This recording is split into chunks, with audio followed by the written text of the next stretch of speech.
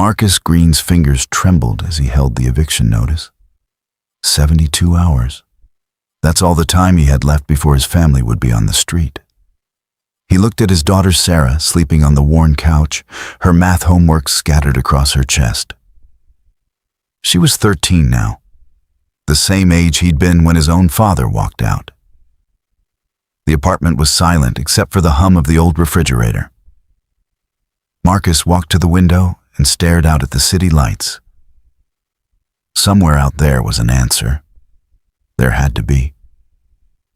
The next morning, Marcus stood outside the gallery on Fifth Avenue, adjusting his collar for the third time. The building was all glass and steel, the kind of place where people bought paintings that cost more than he'd earn in 5 years. A small brass plaque by the entrance read, "Whitmore Gallery, by appointment only." He'd seen the job posting on a community board at the library. Security guard, night shift. The pay was barely enough, but it was something. Marcus pushed through the revolving door. The interior was pristine white walls, polished concrete floors, dramatic lighting illuminating abstract canvases. A woman in her late 50s sat behind a minimalist desk. Her silver hair was pulled back severely, and she wore black-framed glasses that seemed designed to make her look unapproachable. "Can I help you?" Her voice was crisp, professional, cold. "I'm here about the security position." Marcus kept his voice steady. The listing said to inquire in person. The woman, her nameplate read, Helena Whitmore, owner, looked him up and down. Marcus knew what she saw. His suit was from a thrift store, pressed carefully but obviously old. His shoes were polished but worn at the heels. He looked like exactly what he was, a man desperate for work.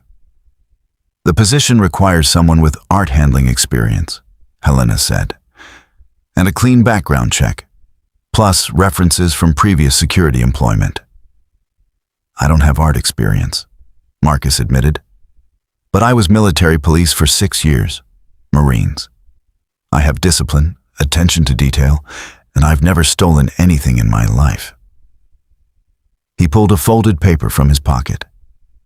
"My discharge papers, honorable, and 3 character references." Helena took the papers but barely glanced at them. "Mr. Green, this gallery houses pieces worth millions of dollars. Last month alone, we exhibited a Rothko valued at $8 million. I need someone I can trust completely, not someone who—" She stopped, but Marcus heard what she didn't say. Not someone desperate. "Give me 1 week," Marcus said. 1 week on probation. No pay. If anything goes missing, anything at all, you call the police and I'll never bother you again. But if everything is exactly as it should be, you hire me. Regular wages from that point on." Helena's expression didn't change, but something flickered behind her eyes.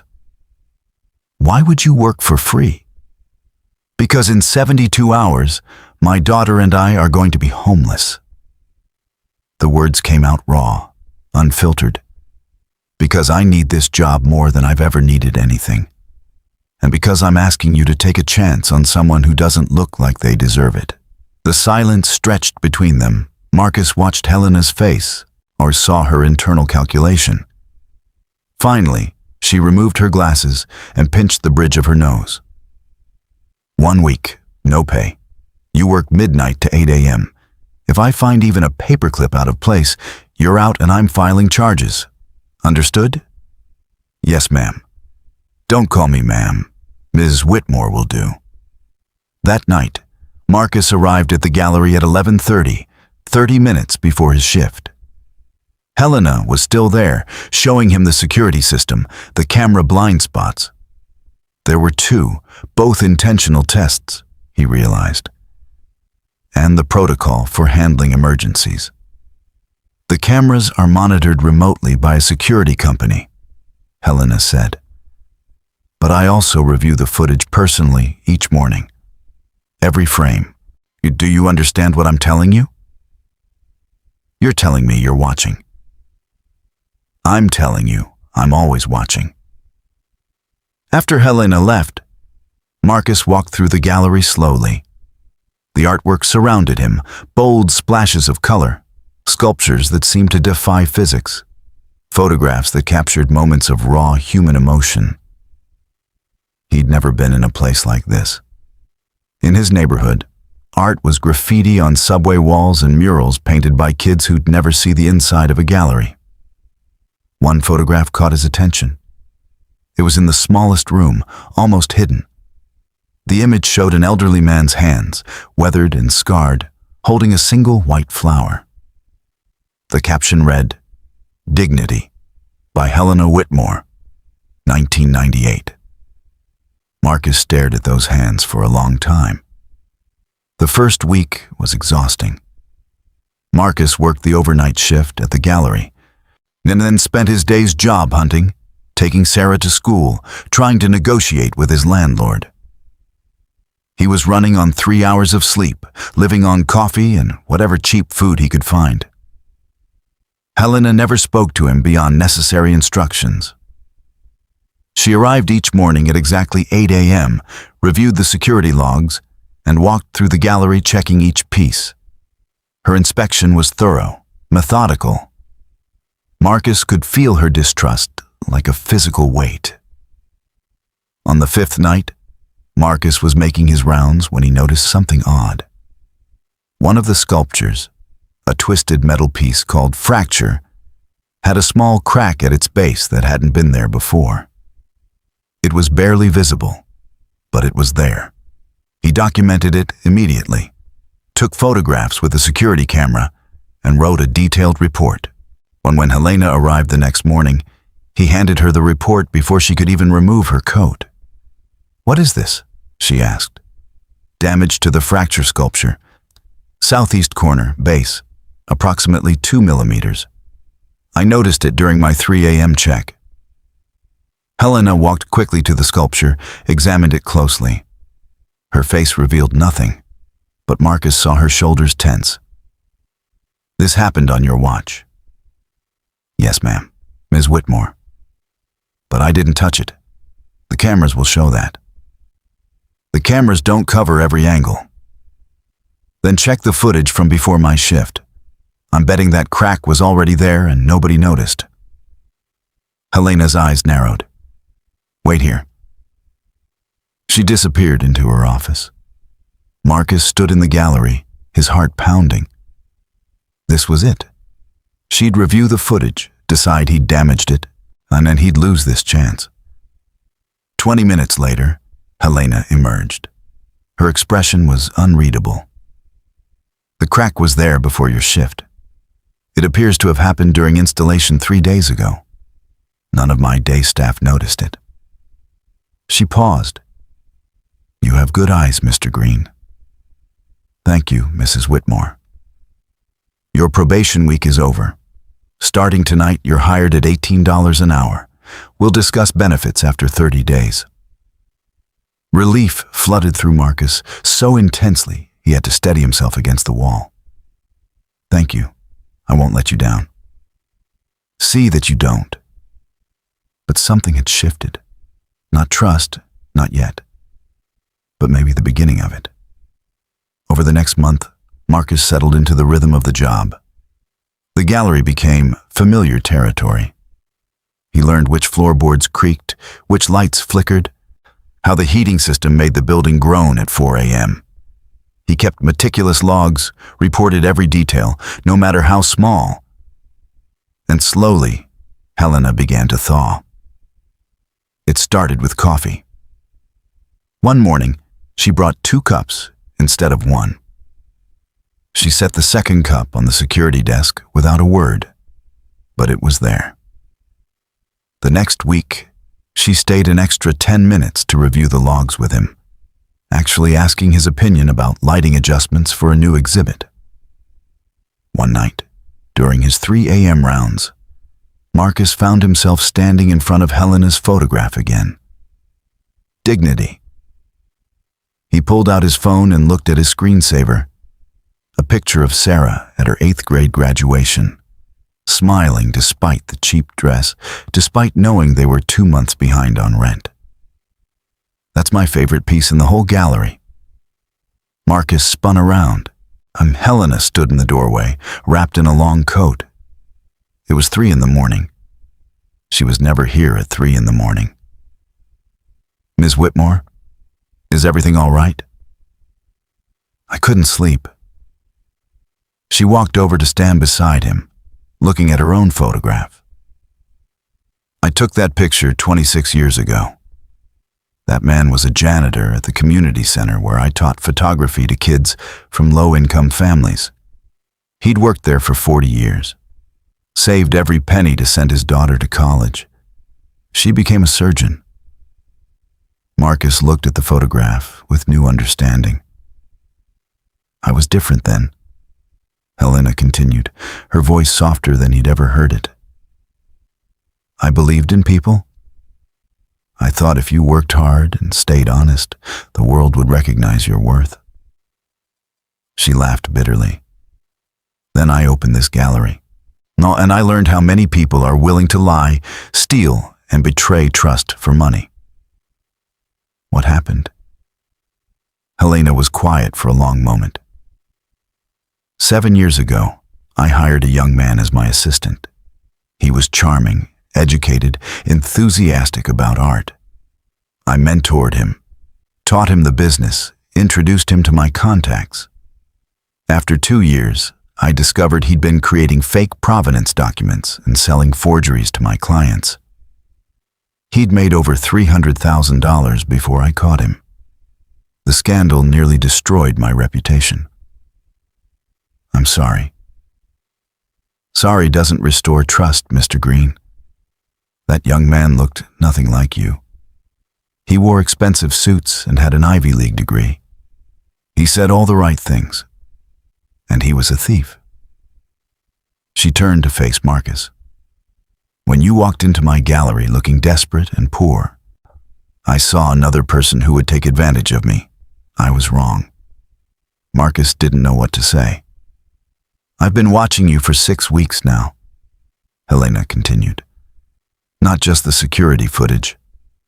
I've seen you fall asleep at this desk because you're working yourself to exhaustion.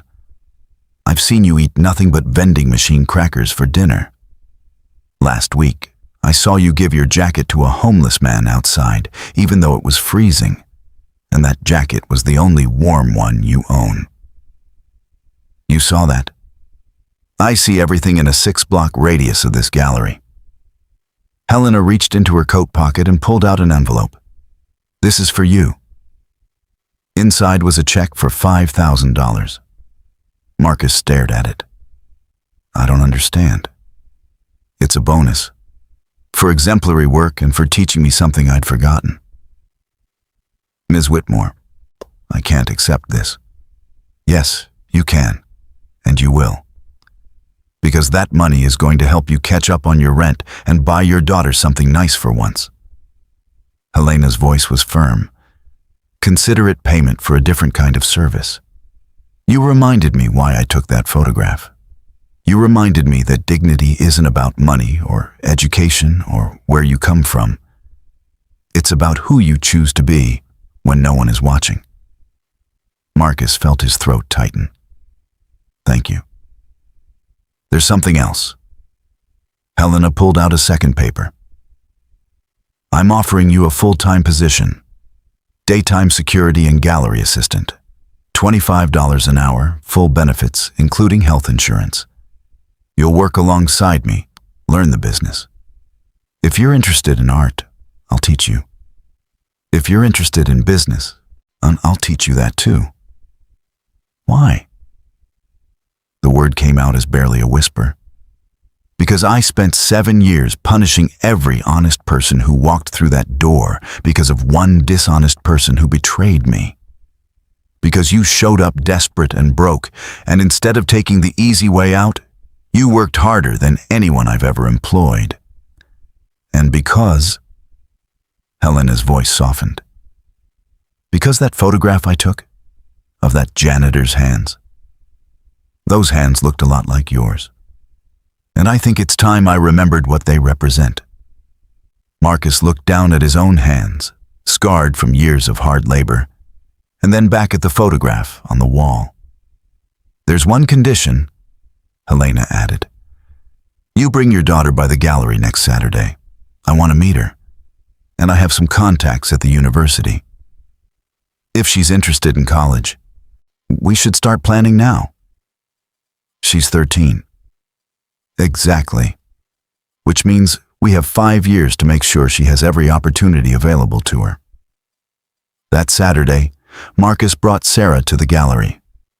She was nervous, wearing her nicest dress, still worn, still too small. But Helena greeted her like visiting royalty. She showed Sarah the photography room, let her handle an actual camera worth more than their monthly rent, talked to her about art and light and capturing truth.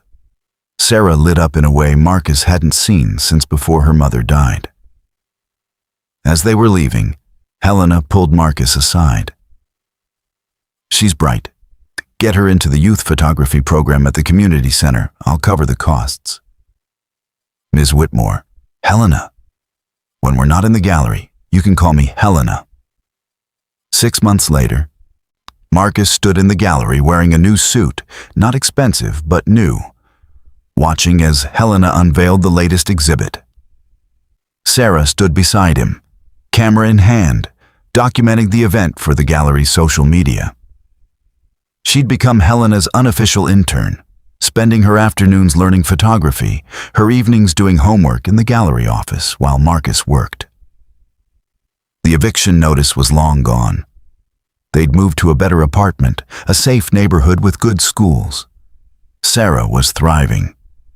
Marcus had gained 20 pounds of healthy weight and no longer had dark circles under his eyes.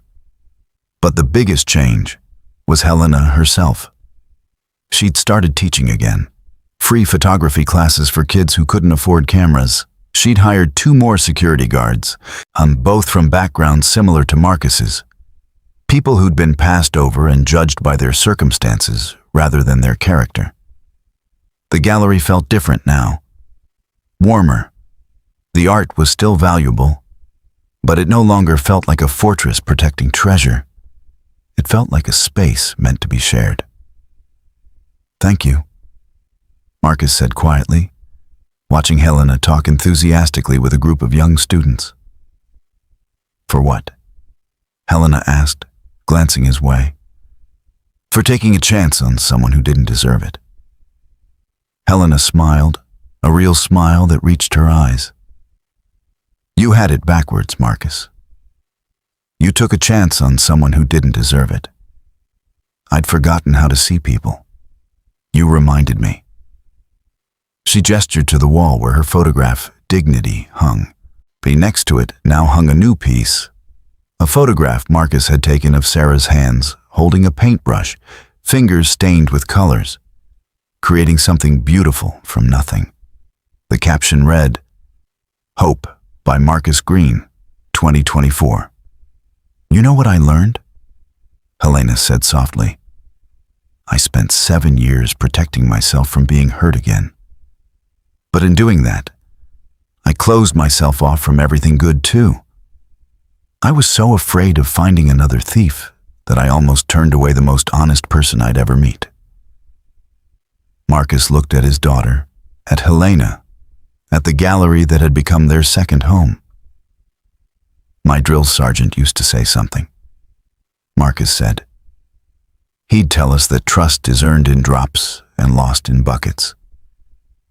But what he didn't tell us was that sometimes trust is a gift.